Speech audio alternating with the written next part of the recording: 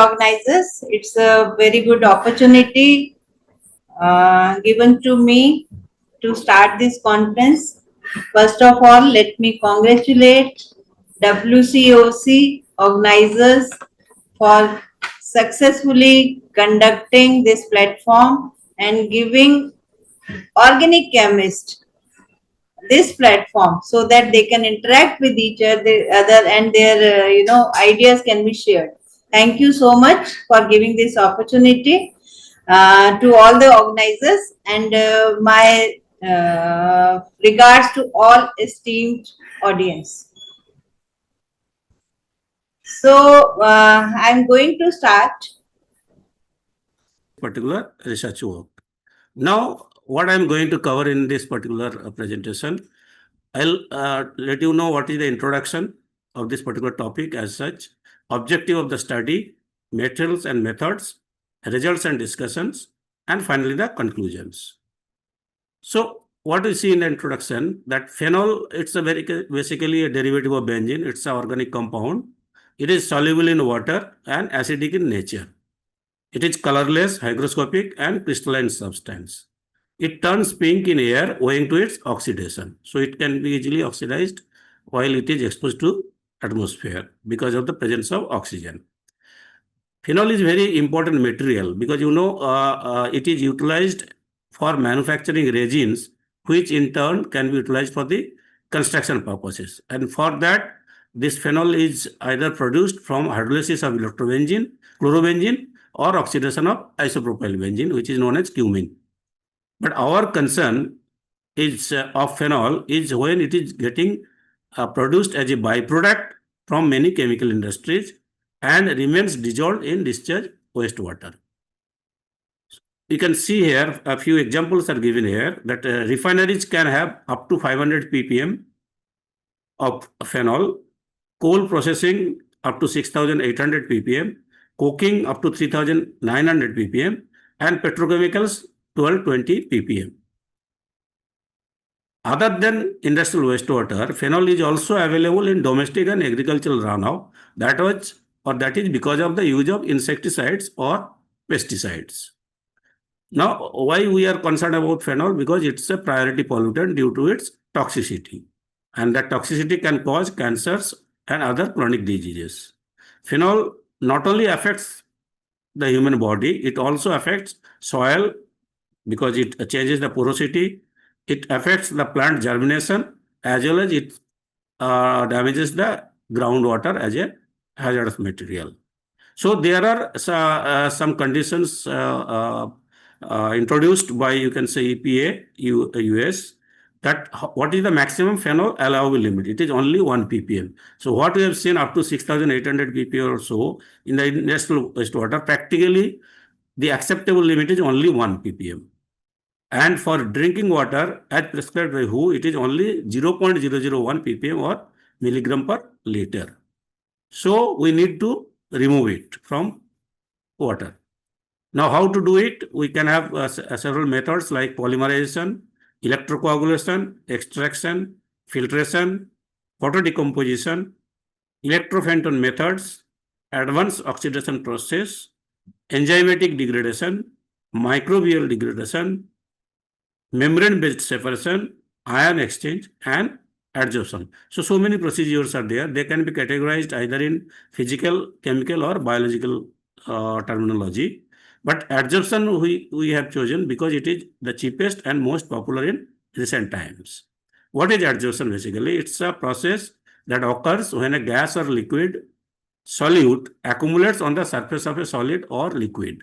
In our case, the phenol is the solute which is there in the wastewater, and it will be adsorbed or accumulates on the surface of solid adsorbent. We have utilized all the 8 adsorbents as solid only. So it's basically a surface phenomena. It can happen either physically or chemically.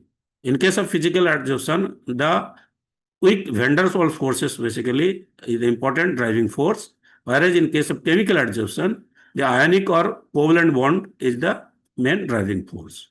So the heat of adsorption is low for physical and high for chemical adsorption. The limit you can say here that 20 to 40 kilojoule per mole is for physical and 40 to 400 kilojoule per mole is for chemical adsorption. Now, another important aspect is that physical adsorption is reversible. So, whenever this adsorption is taking place, it simply remains on the surface. And if you would like to go for disruption, disruption is important also, because if we would like to regenerate the adsorbent after its use, then we go for disruption, and that is easily possible because it is reversible in nature. But in case of chemical adsorption, it is irreversible. That means whatever functional groups are there, chemically they are getting converted to other compound. So by disruption, they will not be possible to return to its original condition. So that's why the regeneration efficiency will go down if the chemical adsorption is involved. Now we can say there are many other factors. Just another important factor is that physical adsorption is multimolecular layer. Means once it is deposited on the surface, that surface will be utilized as an adsorbent now, and further it will allow to get more accumulation over it. But in case of chemical adsorptions, it is because of the change of functional group of the chemical reaction. Once the first surface is already engaged in this conversion, then no more impact will be there with the further phenol compound. So that's why it is unimolecular layer. Now, in our objective of the study, after introduction, what we are going to see here, what is our objective in our research work?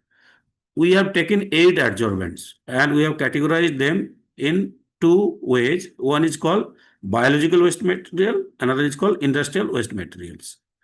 They are all waste materials and they are available all over the world almost at zero cost. In the biological waste sector, what we take, either we have taken guava tree bark, rice husk, neem leaves, or activated carbon from coconut coir.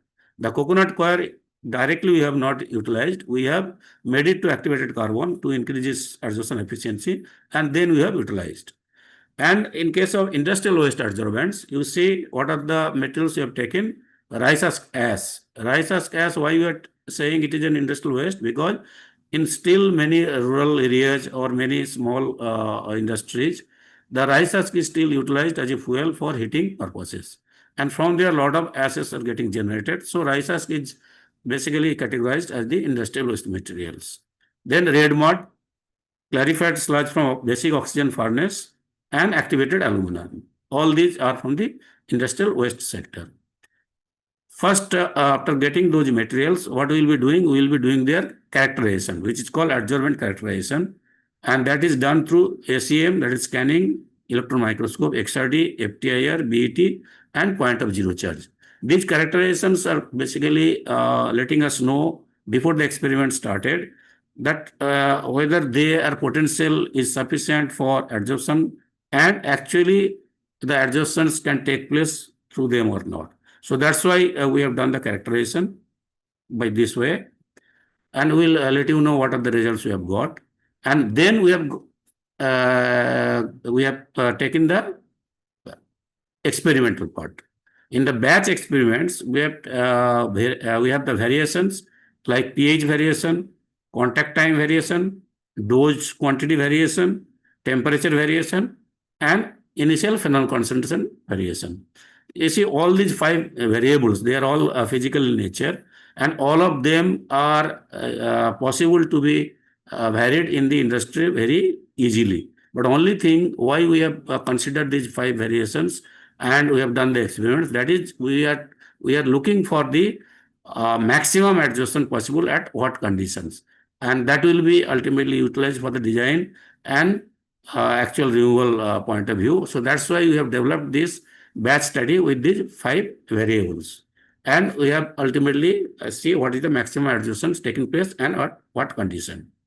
Now, during these experiments, whatever results we have got more than 900 results.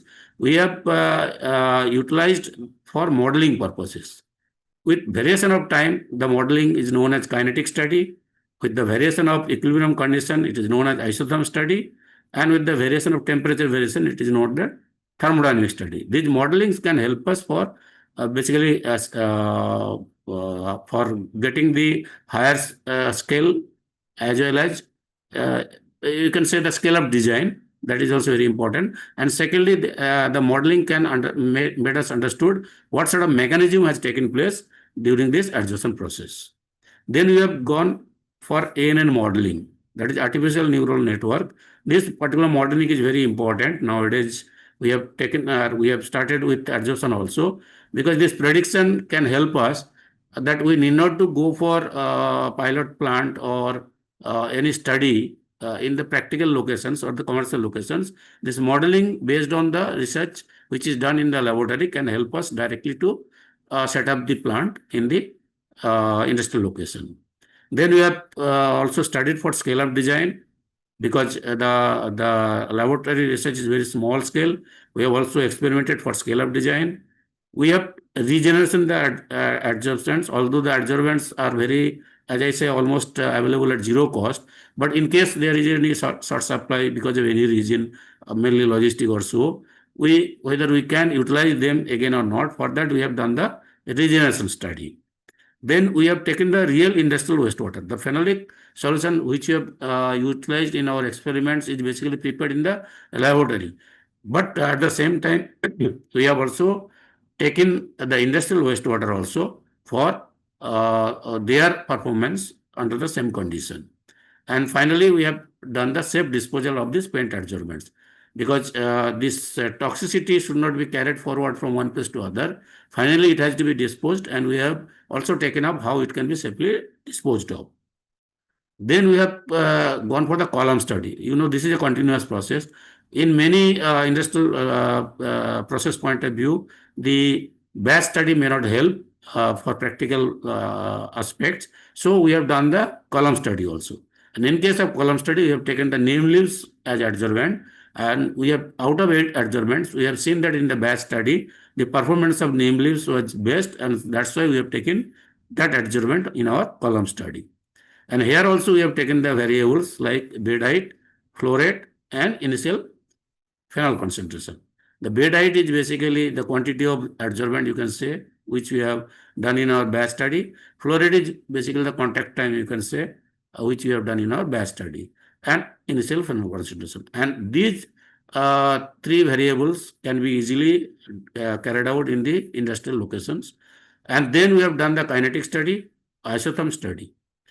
And after doing this modeling, we have done, or we have given you a slide also to understand what is the comparison of adsorption capacity, that is neem leaves vis-a-vis the other materials which have been done by other adsorbents. And we have also tried to show you what sort of mechanism has taken place during this adsorption process. And for column study also, we have taken real industrial wastewater, scale-up design, regeneration adsorbents, and ANN modeling. Other than ANN modeling, we have done another prediction analysis like conventional MLR study, that is multilinear regression method. And through this way, all the column study have been completed.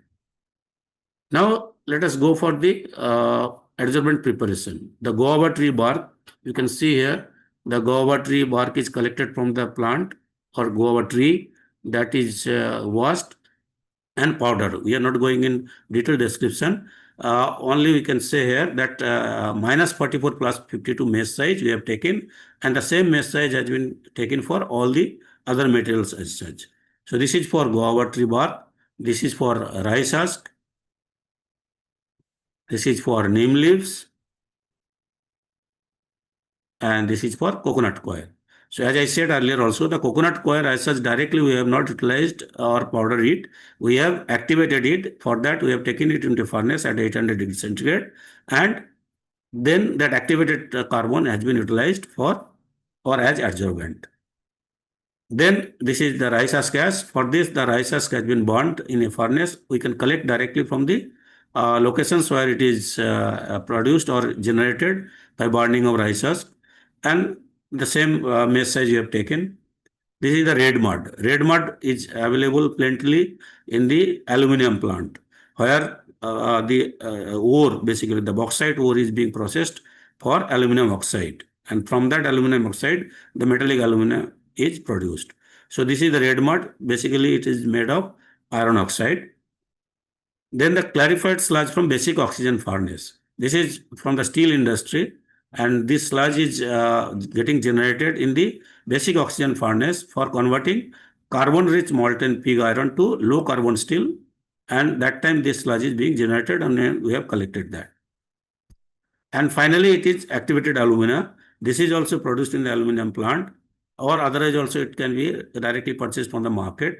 So whatever is there, if it is from the industrial resource, then this is generated as waste materials, and it contains 30 to 60% of aluminum oxide, and the rest being a mixture of silica, iron oxide, and titanium oxide. Now, adsorbate preparation. That is the wastewater preparation, we can say. This is basically the phenolic solutions. For that, phenol we have collected from a local shop, which is of Mark India, and 1000 milliliter of solution we have prepared first by mixing 1 gram of phenol in water. So the ppm is 1000 ppm, and this has been diluted several times to change the ppm, that is the initial phenol concentration, and we will show you what is the range we have taken for our experiments. And after adsorption, whatever is the remaining phenol, that is determined through this procedure which is known as UV spectrophotometer. The UV spectrophotometer, where we can get the absorbance, and there we take first some known concentration of phenol, and we add some 4-amino antipyrine also for get a result, and that calibration chart is prepared based on the known phenol concentration vis-a-vis the absorbance. Now, after adsorption, whatever is the residual phenol, that is determined after measuring the absorbance, and then by correlating with this calibration chart, we get to know what is the remaining or residual phenol concentration. pH is measured through pH meter, and pH is varied addition of sodium hydroxide and hydrochloric acid. This is the sketch what we have done in a batch study. You can see here the adsorbent is being measured through the measuring balance, and in a beaker we have taken the phenol solution. The concentration has been varied from 5 to 500, and pH is varied from 2 to 12 with the addition of sodium hydroxide or HCl. And the contact time is 30 to 600 minutes. The contact time is to ensure that equilibrium has taken place, and temperature we have varied 25 to 50 degrees centigrade. This contact time and temperature variation has been done in mechanical shaker, and pH variation and dose quantity variation has been done in the adsorption beaker. Then we filter it, and from that filtrate, the precipitate was there on the filter paper, and whatever is there in the bottom, that filtrate solution we have taken for absorbance measurement, and from the absorbance we have, from the calibration chart, come to know what is the residual phenol after adsorption. Now see here the variations basically what we have taken for all the 8 adsorbents. They are separate. You can see here guava tree bark phenol concentration 30 to 150, rice husk, like that. So we are not going to explain all the variations here, but we can let you know that these are quite sufficient in numbers to understand basically what sort of efficiency involved in phenol removal through adsorption, and what is the adsorption capacity, as well as the modeling also. For this purpose, there are 2 calculations which will be required. One is for phenol removal percentage calculation. So it is very simple. We know C0, that is the initial phenol concentration. We know Ct at any particular time, what is the residual phenol concentration. So if we subtract C0 minus Ct divided by C0 into 100, we will get the phenol removal percentage. Now, second calculation is the adsorption capacity. It is based on the adsorbent. So the quantity of adsorbent utilized is also involved in this calculation. So Qt is basically the adsorption capacity of the adsorbent. So that is equal to C0 minus Ct divided by Ms. Ms is the quantity of adsorbent utilized in the adsorption process. Now, other results. In the topography which is done through SEM, you can see here for all the 8 adsorbents, they are having a lot of pores in them. And these pores are quite significant for adsorption because that will increase the surface area. And if more the surface area, as I said, the surface phenomenon is important for adsorption. So that means a lot of pores are there, means a lot of good indication is there that adsorption will take place. Now XRD also we have done, and XRD all the 8 plots are there. This x-axis is the Bragg's peaks 2 theta, and y-axis is the intensity. You can see here a lot of peaks are involved in each adsorbent. Some have got more peaks, some have got less peaks, but these peaks are significant for showing us that they are having crystalline in nature. Then you have done the FTIR study. The FTIR study, that is the Fourier transform infrared spectroscopy. Here also you have got a lot of peaks, and the downward peaks are basically significant and connected to the functional group. And you can see here for all the 8 graphs that they are having different peaks at different places. Means their functional groups are not exactly same.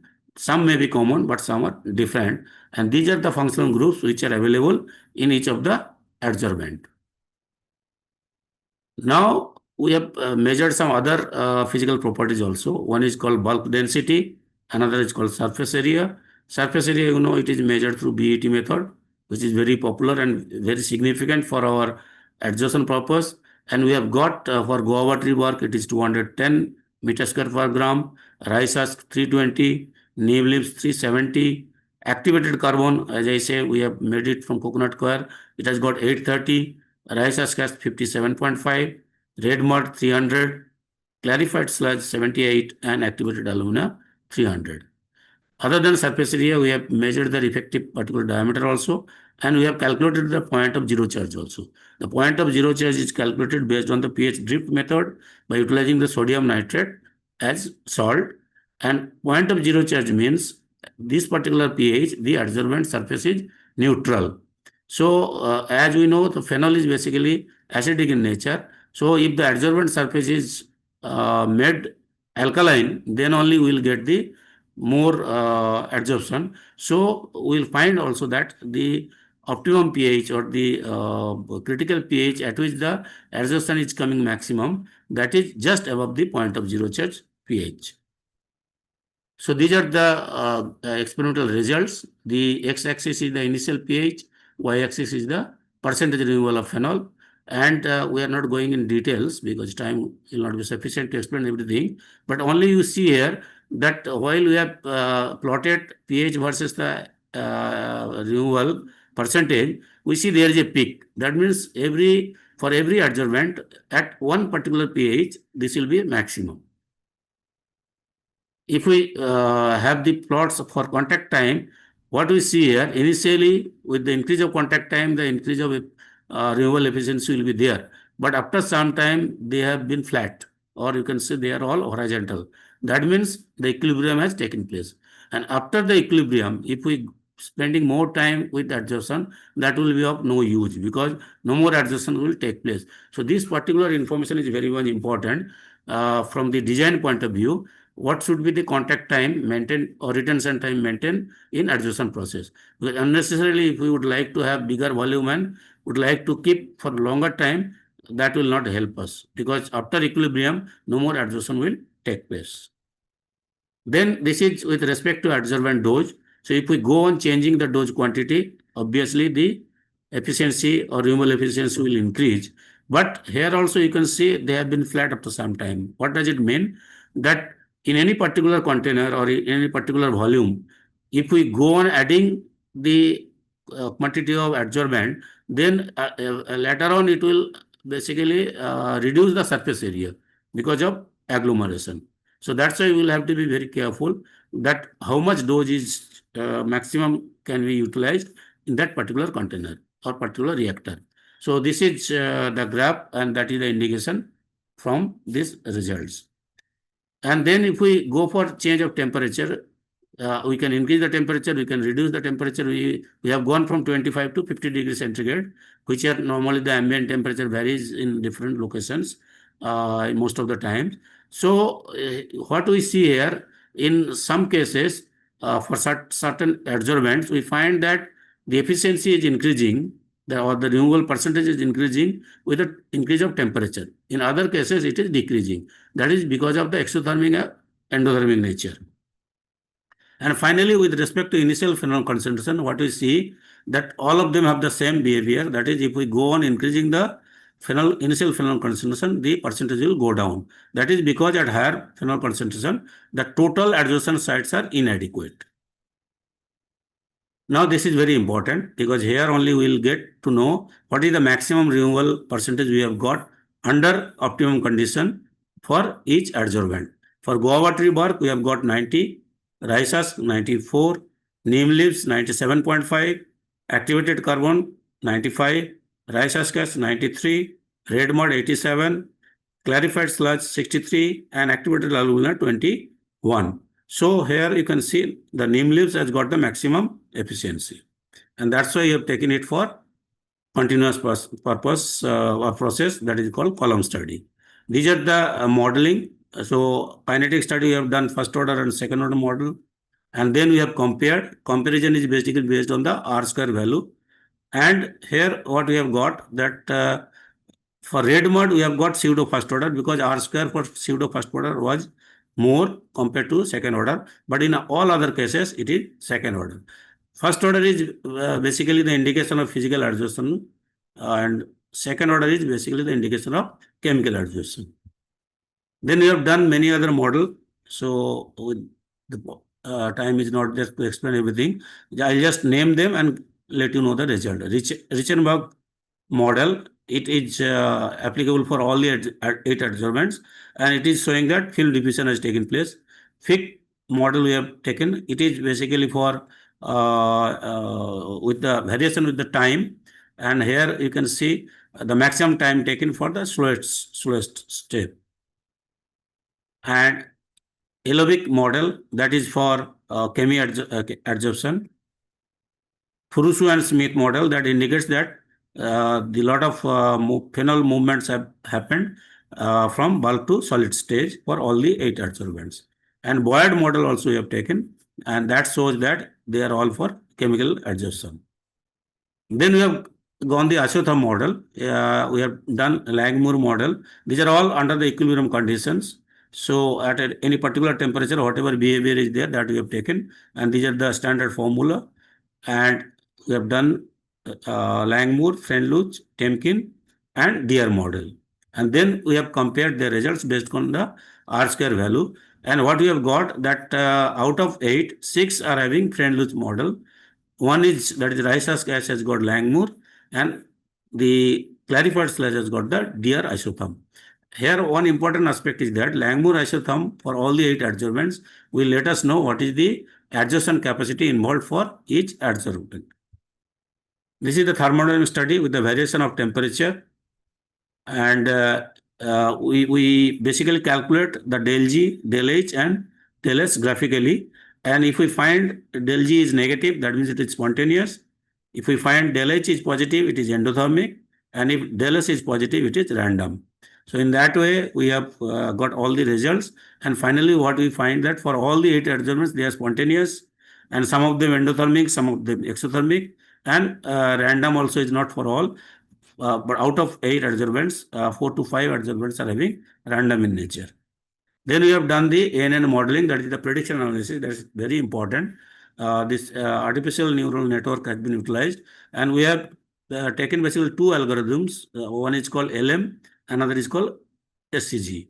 In both the algorithms process are very useful for ANN purpose. And you see here, we have taken total 813 data. So these are quite big in number. And what are the variations? Basically, the 8 adsorbents, pH, adsorbent dose, phenol concentration, time, temperature, and percentage removal of phenol. And then we have taken 2 transfer function also, hyperbolic as well as sigmoid. And see, total data, 813 data, we have segregated into 3 parts. 70% we have done for the training purpose, 20% for cross-validation, and 10% for checking. Then these are the graphical interpretation, these are the error involved. And finally, what we see, this is very important basically, to compare what are the prediction through the modeling of ANN and what is the experimental result. What we see, they are almost coming on the same line. So they are saying that whatever we get through the prediction, that is valid for these experiments, which is proved through this particular graph. Then the scale up design. This is very important. Basically, how to know how much quantity of adsorbent will be required for how much quantity of wastewater with certain concentration of phenol. So that calculation is done here, and we can calculate here. Regeneration we have done. Regeneration is very important. As I say, in case we would like to utilize the same adsorbent, in case of non-availability of the fresh adsorbent, there it will be very much important. So we have regenerated this with the addition of distilled water or with the addition of ethanol solution, 30% volume by volume, and then we have seen their performance. What we see here, as a lot of chemical reactions are involved, and as I said, those things are irreversible. So after regenerations, we will not be getting 100% good regeneration. So the efficiency of adsorptions will go down, and we can ultimately utilize up to 2 cycles. For real industrial wastewater, we have taken the wastewater now from a coke oven plant, and then under the prevailing conditions where the maximum adsorption was there in a laboratory, that much condition has been utilized here, and we have done their experiments, and we get almost same percentage. Slightly it is less. That is because of the presence of other contaminants also in case of real industrial wastewater, which was not there in the synthetic or simulated water. Safe disposal. This is very important. This adsorbent after absorption, what we have done, we have incinerated them above 800 degrees centigrade, and then we have checked the toxicity of phenol. In fact, no phenol residual also will be there. It will be simply burnt away, and the toxicity of that ash also will not be there. So it can be utilized for landfilling. But in case if you would like to utilize them for brick manufacturing, we have checked it that it is also possible to be mixed along with the other ingredients. And as the brick manufacturing process temperature is 1000 degrees centigrade, so we need not to go for incineration separately. So the expenditure will be reduced or will not be required, and directly it can be utilized for the brick industry. This is the column study. So time is not there. We'll just let you know. For neem leaves, we have taken the column study. This is done. The phenol solution is taken in a bucket, and through the peristaltic pump, we have utilized in a column, and that column is a burette sort of thing, which is a dimension of 2 centimeter by 33 centimeter, and the residual phenol is determined after taking to the UV spectrophotometer. These are the variations for baydite, chlorate, and phenol concentration. And we have got the breakthrough curves. Breakthrough curves with respect to time. You can see here for all the 3 baydite and 3 condition of chlorate and 3 condition of phenol concentrations. We have got these breakthrough curves. In the bottom part, you can see it is horizontal. So that means there is no breakthrough happening. And in the upper part, it is almost 100%. It is the breakthrough has happened. These are the calculation for column study, and these are the percentage renewable calculations. We are just showing you what are the models we have taken. Column kinetic models: Boat, Adams, Thomas, Ian Nelson, Ulborska, Inet, and modified dose response. And we got that ENN model is the best. And isotherm we have taken for Langmuir and Fenluch, and we have got Fenluch is the best, better. And now here you see what are the adsorption capacity we have got for adsorbent separately other than neem leaves. They are quite less than what we have got in the neem leaves. In some cases it is more, but in many cases it is less than the neem leaves performance. In the mechanism, you see the left part is the physical adsorption, right part is the chemical adsorption. Physical adsorption is basically the diffusion. All 3 diffusions are there, and the chemical adsorption is mainly because of H bond and pi-pi bond, and that is mainly because of the presence of lignin and cellulose. And real industrial wastewater also we have taken here. Scale-up design also we have calculated, and regeneration also we have done the way it has been done in the batch study. And this is the MLR study for prediction. This is the conventional method. We have got total almost 200 some data, and we have developed a empirical formula here with the variations, and then we have calculated, and then finally the prediction is compared with the experimental results, and we got more or less similar. And ANN I had already explained the algorithms as well as training and all those things. Here also it is getting almost similar. So, if you'd like to conclude here, what we say that wastewater treatment, that is basically for the phenol, which is coming from many industry, as we have seen, oil industry, paints industry, any chemical industry, or so on. So, how they can be removed through adsorption process with the utilization of adsorbents, which are plentifully available all over the world because they are all waste materials. And then those are characterized, then the process variables with the five variables we have taken, and we have seen what is the maximum condition. Then we have done their modeling. We have done the column study also with the utilization of neem leaves with the other variations also, and we have done the MLR and NN modeling also. Finally, what we would like to say that the adsorbents which were studied here all are suitable for commercial applications in wastewater treatments to reduce water pollutions, especially in small and medium scale industries, and the use of spent adsorbents for brick manufacturing also helping to generate the circular economy. So this is very important. These are the papers which have been published for this particular research only. Thank you. And here my email address is given, Ashanendu Mandal at gmail.com. So if you do not have any question right now to ask, please mail me Ashanendu Mandal at gmail.com. I'll answer them suitably. Thank you. Thank you once again, the organizer, for basically giving this particular invitation to be as a keynote presenter in this particular and prestigious conference. Thank you. Thank you all. Thank you for your wonderful presentation, Mandal. Dear participants, do you have any questions? Please ask to Dr. Mandal, or you can post in a chat box. Yeah. Yes, you have one question from Dr. Laura. Dr. Mandal, please check with once. Yeah, yeah. Thank you. Just a minute.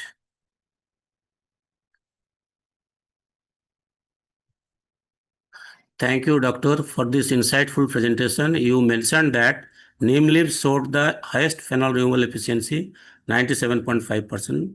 Could you please tell us what specific properties of neem leaves make them so effective compared to other adsorbents? Yeah, actually, for all the adsorbents, whatever results we have got, we have thoroughly investigated their mechanism. You know, one best thing is that the surface area is good enough, although it is not maximum. What we have seen for coconut coir after activation, it is not maximum, but it is still more than good enough. I think 300 or so. And secondly, the chemical adsorption which has been predominantly taking place in case of neem leaves has got certain functional group which are helping for having the H bond and pi bond with the phenol. So these are the two main reasons. That is the diffusion through the good surface area, and secondly the chemical adsorption through certain functional group which are not there for other adsorbents. Those two things are quite helpful for getting the maximum efficiency. Okay.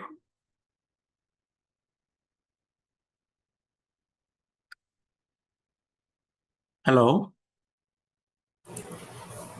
Any questions, dear participants?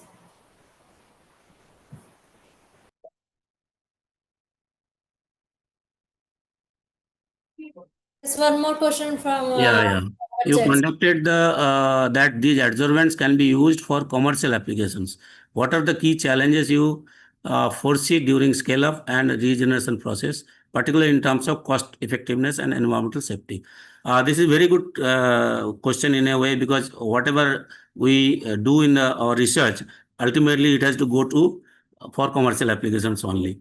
And frankly speaking, I have already got a few communications from some of the basically from the refineries, that when they are generating a lot of phenol in their process in one part, they are not in a position to separate it out by any suitable process which is available at very less cost, and they are mainly doing the dilution process, we can say, to reduce the ppm. So when we discussed with them also, we have told them also there is no challenge as such, because first of all, from the, if you say the cost point of view, the cost is negligible. Adsorption process is very simple and does not involve much cost for installation of the reactor or the, you can say basically it's a tank which is to be placed in the industrial location. And secondly, the adsorbent, which are very important, they are plentifully available. As I said, they are all waste materials. So they are available at almost zero cost and all over the world. So that is not a problem. Scale up we have already established, and we whatever experimental data we have got in our pilot study, that has been converted for scale up study, and we have got the calculation for how much quantity of adsorbent will be required. I have not gone into the detail of the calculation here because of paucity of time, but we have tested it, and we can directly go for calculation how much quantity of adsorbent will be required before setting up that particular plant, so that they can understand what sort of arrangements they will have to do. Thirdly, if you say the scale-up design is not having problem, the cost does not have any problem. Regeneration I have already explained that it can be done either by using simply distilled water or by using the acetic acid solution, that is 30% of ethanol solution. And that 30% ethanol solutions will be a little costly, but if you utilize the distilled water or any water, you can say simply, it can be possible. But regeneration as such is not a problem. Only thing is, as chemical adsorptions have taken place, then up to 2 cycles we can utilize them. After that, that will not be possible. But fresh adsorbent, as they are having no cost, so it can be easily utilized for our adsorption purpose. Finally, if you see that environmental safety is highly addressed to, because the adsorbent after adsorption of this toxic phenol also can be utilized in the brick industry or in the landfilling, etc. It simply needs the heating of 800 degrees centigrade. So to avoid the extra cost for heating also, it can be utilized in the brick industry, where the brick ingredients need to be heated up to 1000 degrees centigrade. So there is no challenges.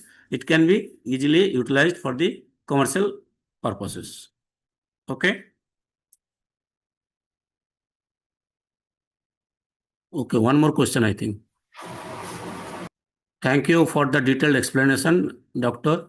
Regarding the kinetic study, you mentioned that the pseudo second order model best fits most adsorbents except red mud. Could you share why red mud shows this deviation and what it indicates about its adsorption mechanism? You see, this modeling is kinetic modeling is basically based on the time. What is the variation? So finally, red mud also